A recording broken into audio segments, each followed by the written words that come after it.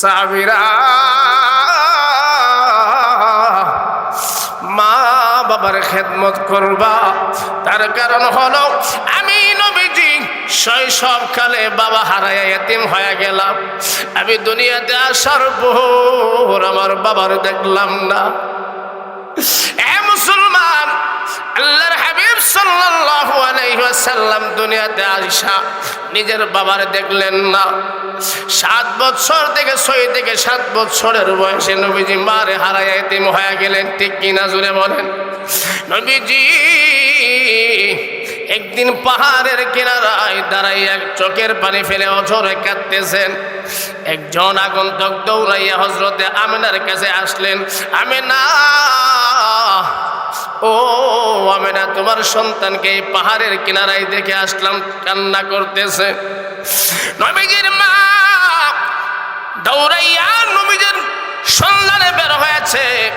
গিয়ে তাকে দেখে রে হযরতে মুহাম্মদুর রাসূলুল্লাহ সাল্লাল্লাহু আলাইহি ওয়াসাল্লাম শিশু নবীজি চোখের পানি ফেলে কান্দে। হযরতে আমিনা ডেকে ডেকে বলেন, কি হয়েছে? মক্কার বাচ্চারা বুঝি তোমাকে কষ্ট দিয়েছে? সন্তান, কোন কারণে তুমি কান্না করতেছো আমারে খুলে বলো না।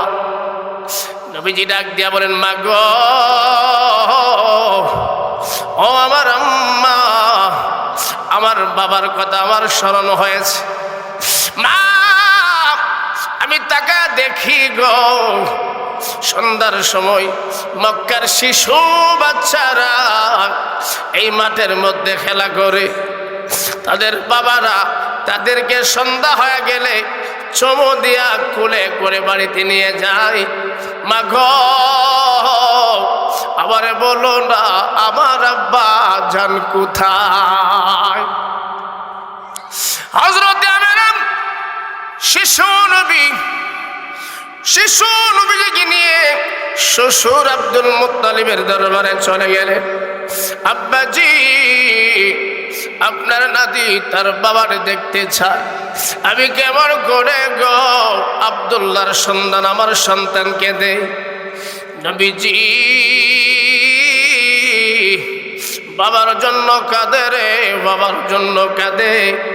আব্দুল মুত্তালিব ডেকে ডেকে বলেন, আমিনা রে, আর দেরি করবা না, যাও আবার নাতি রে লইয়া তুমি আব্দুল্লাহর কবর জিয়ারতে মদিনার উদ্দেশ্যে রওনা হও। এ মুসলমান, নবীজি মার সঙ্গে উম্মে আইমান সহ বাবার কবর জিয়ারতের উদ্দেশ্যে বের হয়ে গেল। নবীজির মা জননী কবরের সামনে, আব্দুল্লাহর কবরের সামনে দাঁড়াইয়া আঙ্গুল দিয়ে ইশারা করে তাকে দেখায় দিলেন, সন্তান, তুমি না তোমার আব্বারে দেখবা রে, যা এই যে তোমার বাবার কবর, বাবাকে ডাক দাও, আমি তাকে দেখবো রে, তোমার বাবা এসে তোমারে কোলে লইনি। রে বদলের মুসলমান, আমার নবী শিশু নবী বাবার কবরের সামনে দাঁড়াইয়া জোরে কাঁদতেছে। বাবা গো, আমি তোমারে জন্মের পরে দেখলাম না, আমি তোমারে বাবাকে ডাক দিতে পারলাম না, উঠো, আমি তোমার সন্তান তোমার কবরের সামনে দাঁড়ায় কাঁদি। এ মুসলমান, লম্বা আলোচনা সংক্ষেপে বলে যায়, সকালের মধ্যে নবীজির কান্না শুনে বহু মানুষ জমা হয়ে গেল। একজন পাদ্রী এসে নবীজির মাকে ডাক দিয়া বলেন, আমিনা, তোমার সন্তানকে মারার জন্য তাওরাতের বড় বড় পণ্ডিতেরা আব্দুল্লাহর সন্তান মুহাম্মদ হয়ে দুনিয়ার জমিনে আসবে, তার মা হবে আমিনা, এই বংশের মধ্যে তার জন্ম হবে, তাকে শেষ করে দেওয়ার জন্য কিছু কাফেরেরা তৈয়ার হয়ে আছে। তুমি আর এখানে দেরি করবা না, মুহাম্মদ রে লইয়া তুমি মক্কার দিকে রওনা হয়ে যাও। আমার নবীজি নিজের বাবার কবর জিয়ারত করে আবার কাফেলা সহ মদিনার দিকে মক্কার দিকে রওনা হয়ে গেলেন। ইতিহাস আপনারা সবাই জানেন, নবীজি এবং তার মা সহ মাইমান সহ কাফেলা যখন আবু আনাবক স্থানে গিয়েছে, সেখানের মধ্যে তাঁবু গাড়লেন। নবীজির মা সামনে যাওয়ার সাহস করে না। সফর সাথী উম্মে আইমানকে ডেকে বলেন, উম্মে আইমান আয় আয় রে, আমার যে হালাত হয়েছে আমার মন বলে রে আমি আর এই কাফেলা সহ মক্কার মধ্যে যাইতে পারবো না। রে উম্মে আইমান আমারে কথা দে, আমারে কথা দে, আমি যদি দুনিয়ার জমিন থেকে বিদায় হয়ে যাই রে, আমি যদি দুনিয়ার জমিন থেকে বিদায় হয়ে যাই, আমার সন্তান মুহাম্মদের জিম্মা তুমি হইবানি। হযরত উম্মে আইমান চোখের পানি ফেলে কান্দে রে, চোখের পানি ফেলে কান্দে। আমেনা গো, আব্দুল্লাহ আমারে আজাদ করে দিয়েছিল, আব্দুল্লাহ দুনিয়ার জমিন থেকে বিদায় হয়েছে, আমি চাইলে তোমাদেরকে ছেড়ে যাইতে পারতাম না, আমি তোমার চেহারার দিকে তাকাইয়া আমি তোমাদেরকে ছেড়ে যাই নাই। আজকে এই হালাতে তুমি তোমার সন্তানকে আমার কাছে সঁপে দিয়ে যাচ্ছ, আমি তোমার সন্তানকে আমার শরীরে রক্ত থাকতে কষ্ট দিব না। এই বলে নবীজির মা আবওয়া নামক স্থানে নবীজিকে ডাকলেন, মুহাম্মদ কোথায় রে, আমার বুকে আয়। মা মা গো তোমার কি হয়েছে, আমাদের কাফেলার সামনে যাই না, মা গো তোমার কি হয়েছে? আসছিলাম বাবার খবর জিয়ারত করার জন্য, আর তুমি সামনে বাড়ো না, তোমার কি হয়েছে? হযরত আমেনা ডেকে ডেকে বলেন, মনের আশা মনে রইল রে, আর পূরণ হইল না।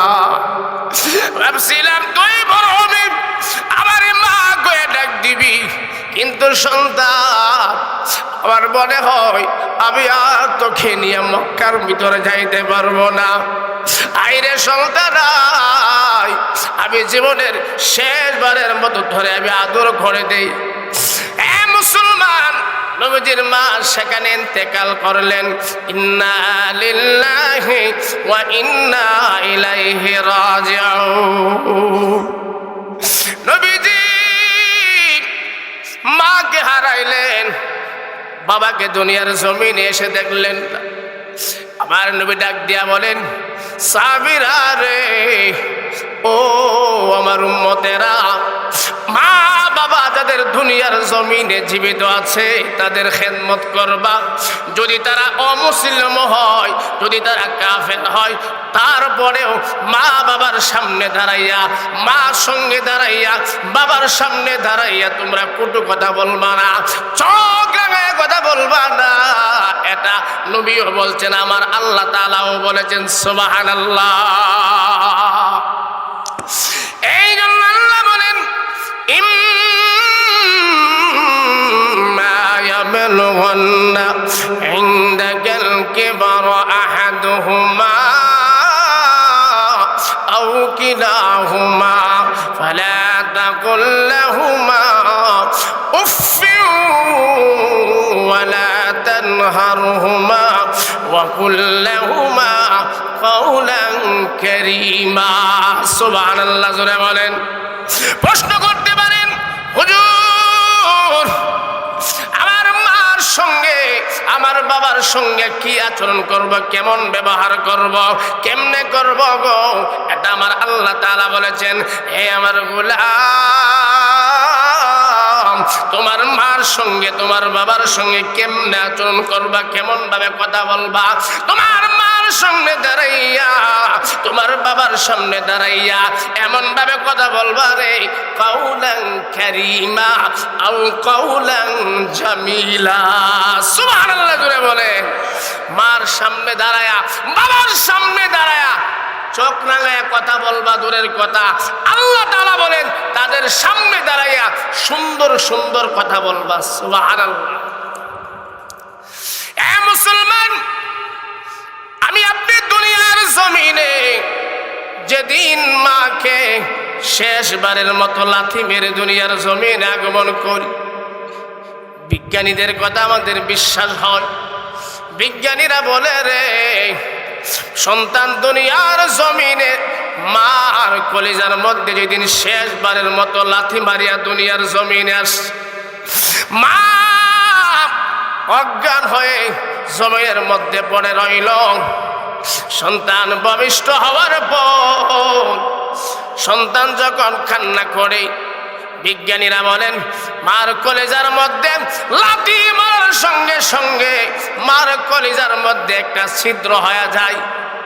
আর সন্তান দুনিয়ার জমিনে আগমন করার পরে যখন কান্না করে, এই কান্নার শব্দটা মার কণ্ঠে মার কর্ণগহে যাওয়ার সঙ্গে সঙ্গে এই কলিজা ফাটা আঘাতরা কান্না করার সঙ্গে সঙ্গে এটা জোড়া লাগতে থাকে। সুবহানাল্লাহ। এই জন্য আল্লাহ বলেন, গোলাম ওয়াকাদা রাব্বুকা আল্লা তা'বুদু ইল্লা ইয়াহু ওয়া বিল ওয়ালিদাইনি ইহসানা। আর গোলামি করবা আমি আল্লাহ তাআলা। কিন্তু বর্তমান যুগে দেখা যায় মার কোনো খবর নাই, বাবার কোনো খবর নাই। সন্তান বড় হয়েছে, মা বাবাকে আলাদা করে সে সঙ্গে তার বিবিকে নিয়ে আলাদা হয়ে গিয়েছে। আমি আপনাদের সামনে প্রশ্ন রেখে যাই, যে সন্তান মা বাবাকে পৃথক করে আলাদা হয়েছে, এই সন্তান একদিন মা বাবা হবে, তার সন্তান তাকে পৃথক করবে। এটা হচ্ছে দুনিয়ার নিজাম। তুমি তোমার মা বাবাকে পৃথক করলা, তোমারও সন্তান দুনিয়াতে আসবে। সেদিন তোমার মা তোমার সন্তান তোমাকে পৃথক করতে বিন্দু মাত্র দেরি করবো না। তার কারণ কামাতা দিন উত্তুদান, যেমন করব দুনিয়াতে মানুষ করে, তার জন্য আল্লাহ তাআলা সেটা রেখে দেয়। এই জন্য আমাদের কর্মসূচি হবে, মা বাবা যদি খারাপও হয়, মা বাবার বিরুদ্ধে আচরণ করা যাবে না। বর্তমানে এটা এমনভাবে গণহারে বাড়ছে যে মা বাবার কে তুমি এত কষ্ট দিয়ে দুনিয়ার জমিনে আসছো, সেই মা বাবারে তুমি বৃদ্ধাশ্রমে রাখো কেমনে?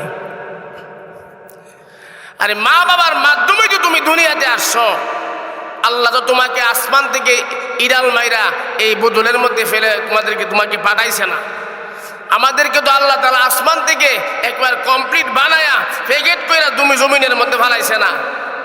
আমরা কোনো না কোনো মা বাবার মিলনের মাধ্যমে আমরা দুনিয়ার আলো বাতাস দেখছি। আর সন্তান বড় হওয়ার পরে সেই মা বাবারে পৃথক করে দেয়। আছে না নাই? আপনাদের এলাকার মধ্যে বলে এমন নাই আছে? মা বাবার কষ্ট দেয় এমন লোক আছে না? আর এমন তো পত্র পত্রিকার মধ্যে দেখা যায় মা বাবারে খুন করে সন্তান। আল্লাহ বলেছেন তোমার মা বাবা দুনিয়ার জমিনে নাই, তোমরা মা বাবারে কষ্ট দিছ, মা বাবারে তুমি আর দুনিয়ার জমিনে পাইলা না। 7 লক্ষ 8 লক্ষ টাকা খরচ করে হজ করতে মানুষ যায় কি যায় না? যা। নবীজি বলছেন তোমার মার চেহারার দিকে, তোমার বাবার চেহারার দিকে একবার তুমি নেক নজরে তাকাইবা, তোমাকে আল্লাহ তাআলা একটা কবুল হজের সওয়াব তোমার আমলনামায় দান করবে। আমি আপনি লক্ষ লক্ষ টাকা খরচ করে যে মক্কা শরীফ আল্লাহর ঘর তাওয়াফ করতে যাই, হজ করতে যাই, কেউ কি বলতে পারবে আমার এই বছরের হজটা কবুল হয়েছে? গ্যারান্টি দিয়ে কেউ বলতে পারবে? সাহাবায়ে কেরাম নবীজিকে প্রশ্ন করলেন, নবীজি আমি যদি দৈনিক একবার নয় আমার মা বাবার চেহারার দিকে 100 বার নেক নজরে দেখায় গো, তাহলে কি আমার আল্লাহ তাআলা আমাকে 100 কবুল হজের সওয়াব দান করবে? আমার নবী ডাক দিয়া বলেন, উম্মত তোমার মা বাবার চেহারার দিকে তুমি যদি তোমার মা বাবার চেহারার দিকে 1000 বার নেক নজরে তাকাইতে পারো, আমার আল্লাহ তাআলা তোমার আমল নামার ভিতরে 100 কবুল হজের সওয়াব দান করবে। সুবহানাল্লাহ। এই জন্য নবীজি বলেছেন, উম্মত তোমরা যারা মা বাবা দুনিয়ার জমিনে বেঁচে আছে তাদের খেদমত করবা, আর যাদের মা বাবা দুনিয়ার জমিন থেকে বিদায় হয়ে অন্ধকার কবরের বাসিন্দা হয়েছে তাদের খেদমত কেমনে করবা? তোমার মা তো দুনিয়ার জমিনে নাই, তোমার একদিন নতুন কাপড় পরে তোমাদের বাড়ির মধ্যে আসছিল। সময়ের পরিবর্তন আজকে দিনের শাশুড়ি মা হয়েছে, তোমার বেলাও এমনটা অপেক্ষা করতেছে। তোমার শাশুড়ি যেমন ভাবে নতুন কাপড় পরিধান করে বদলের জমিনে নতুন বউ সেজে আসছিল, এমন একটা সময় আসবে রে তুমিও বৃদ্ধ হবা, তোমার সন্তানকে তোমরা বিয়া করাইবা। তুমি যদি তোমার শ্বশুর শাশুড়ির সঙ্গে খারাপ আচরণ করো, এই খারাপ আচরণটা আমার আল্লাহ তাআলা দ্বিগুণ করে তোমার বেলায় রেখে দিবে। যেটা আপনি করবেন এটা আল্লাহ তাআলা আপনাকে তার উল্টা আরো বৃদ্ধি করে আপনার জন্য রেখে দিবে। এই জন্য আমাদেরকে এগুলো চিন্তা করতে হবে। আমার শাশুড়ি এই বদলের জমিনে একদিন আমার মতো নতুন বধূ সেজে আসছিল, আজকে সময়ের ব্যবধানে এই বৃদ্ধা হয়ে গেছে, আমি আজকে জোয়ান আছি, যুবক আছি, যুবতী আছি, কিন্তু এই সময়টা আমার বেলাও হবে। কোনো বৌমা যদি এই জিনিসটা একটু চিন্তা করতে পারে, এই বৌমার দ্বারা শাশুড়ি শ্বশুর কোনোদিন কষ্ট পাবে না। আমরা তো এইগুলো চিন্তা করি না, আমরা আছি এই যে স্টার জলসা, জি বাংলা, এগুলো নিয়ে আমরা ব্যস্ত আছি, ঠিক না বেঠিক? আরো জোরে কন ঠিক। পশ্চিমাদের কালচার আমাদেরকে শ্বশুর শাশুড়ির খেদমত করা লাগবে এগুলা শিখাই না। আরো যদি শিক্ষিত সমাজের মধ্যে আপনি যাবেন তারা আপনাদেরকে এই শিক্ষা দিবে, মা বাবার খেদমত, শ্বশুর শাশুড়ির খেদমত আর নিজের সন্তান করব, আমরা কি লেখা করতাম? যারা এই শিক্ষায় দীক্ষিত হয় তারা বৃদ্ধ হয়ে গেলে তাদের সন্তানেরা তাদেরকে বৃদ্ধাশ্রমে রেখে আসে। আমার নবী বলছেন, ও আমার উম্মত, আমি আমার মা বাবার পাই নাই খেদমত করতে, তোমরা সাবধান মা বাবার অবাধ্য হয় না। আমি পারি না করিতে পারি না পিতা মাতার খেদমত করিও আমার করিও আমার। মুসলমান, আমি আপনাদেরকে শুনাইতেছিলাম আমার নবীজি মা বাবার খেদমত করতে পারে নাই, শৈশবকালে মা দুনিয়ার জমিন থেকে বিদায় হয়েছে। দুনিয়াতে আসার আগে নবীজির বাবা দুনিয়ার জমিন থেকে বিদায় হয়েছেন। আল্লাহর হাবিব সাল্লাল্লাহু আলাইহি ওয়াসাল্লাম হাদিস শরীফের মধ্যে বলেছেন, হে আমার উম্মত, রিদার রব্বি ফি রিদাল ওয়ালিদাইন ওয়া সাখাতুর রব্বি ফি সাখাতিল ওয়ালিদাইন। ও আমার উম্মতেরা শোনো, মা বাবার খেদমত করবা, তার কারণ হচ্ছে মা বাবা যদি তোমার উপরে রাজি আর খুশি হয়ে যায়, শুনে রাখো আমার আল্লাহ তাআলা খুশি। আর তোমার মা আর বাবা যদি তোমার ব্যাপারে অসন্তুষ্ট হয়ে যায়, শুনে রাখো তাহলে তোমার আমার আল্লাহ তাআলা তোমাদের উপরে বেজার হয়ে যাবে। মা বাবা খুশি, আল্লাহ খুশি। মা বাবা বেজার, আমার আল্লাহ তাআলা বেজার।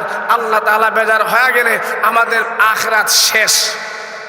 এই জন্য আমাদেরকে চিন্তা করতে হবে, আমাদের কথার দ্বারা, আমার ব্যবহারের দ্বারা আমার মার মনে, আমার বাবার মনে যেন কষ্ট না যায়। যদি একটু কষ্ট লাগে, এই জন্য আল্লাহ বলছেন তোমার মা বাবা যদি তোমার কষ্ট দেয়, সাবধান, তাদের সামনে দাঁড়াইয়া উফ শব্দটাও বলবা না।